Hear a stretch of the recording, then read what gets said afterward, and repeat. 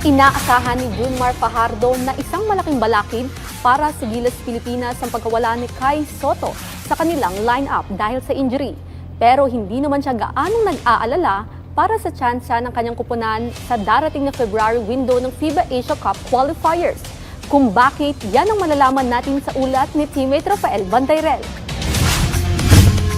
Sa nalalapit na pagsisimula ng FIBA Asia Cup Qualifiers Window 3, malaking hamon ang nag-aabang para sa Gilas Pilipinas Men's National Basketball Team.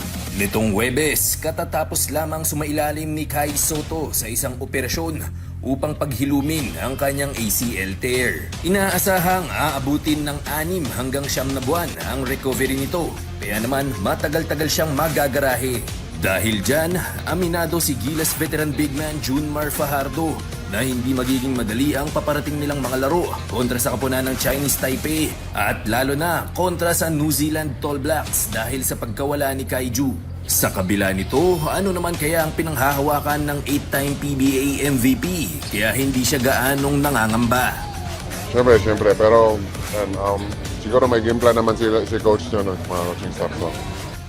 Samantala, umaasa rin si Junmar na mapabilis sana ang paghilom ng injury ni Sotto upang makabalik na siya sa lineup ng pambansang koponan. Sana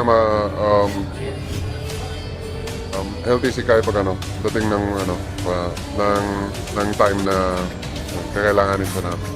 Nakatakdang tumulak patungong Doha, Qatar si Fajardo kasama ang kanyang mga teammates sa Gilas ngayong buwan.